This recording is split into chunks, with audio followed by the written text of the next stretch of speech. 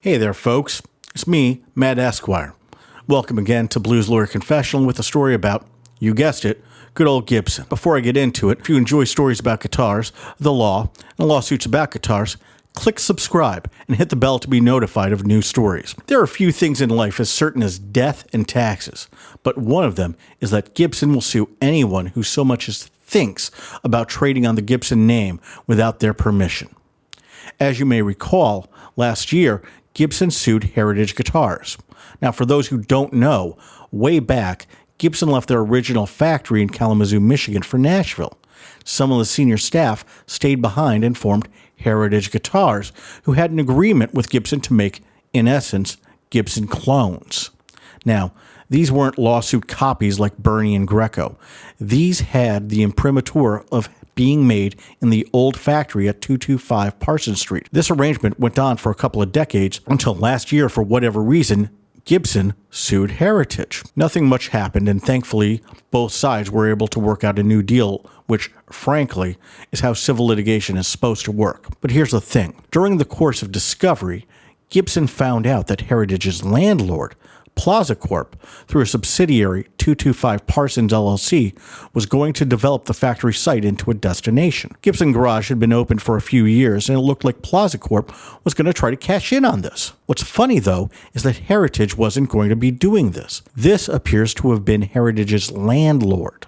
So Gibson sued them and 225 Parsons LLC, which Gibsons want to do. The complaint was basically just 15 pages of all their IP, another 15 pages or so of magazine covers, and then 10 pages of the actual important stuff.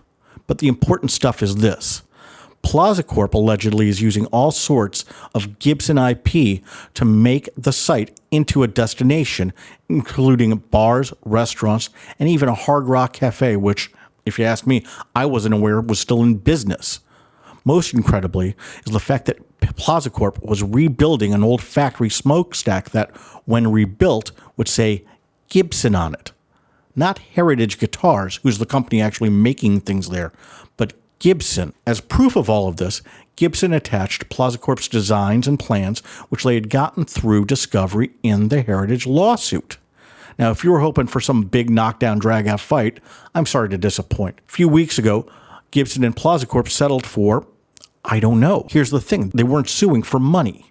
Gibson was suing for what's called injunctive relief. They were seeking a declaration that Plaza Corp's plans constituted infringement on Gibson's IP and wanted an order barring Plaza Corp from trying to develop anything there using Gibson's own IP.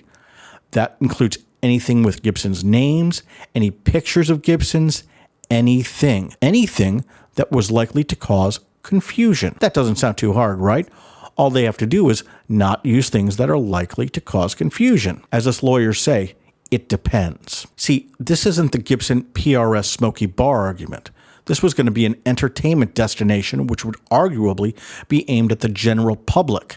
And the main attraction was a guitar manufacturer that makes Les Paul copies that only differ in headstock shape and pickguard shape. I don't know what the terms of the settlement are. I do know that the dismissal was without prejudice, meaning that if there was a breach of the agreement, Gibson could just ask the judge to reopen the case. If you ask me, this whole plan by Plaza Corp was, to use a legal term, not smart. From what I can tell, their plan went so far as to use Gibson's own name. Imagine if you were going to make craft beers and your bottling plant was going to have Coors' name on it, but wasn't going to get Coors' permission to do so. You'd get sued. What do you think?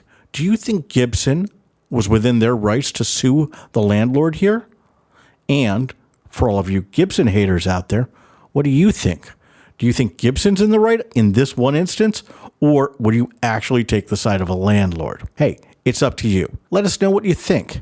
And if you enjoyed stuff like this, please click like, hit subscribe. Until next time, less fiddling, more playing.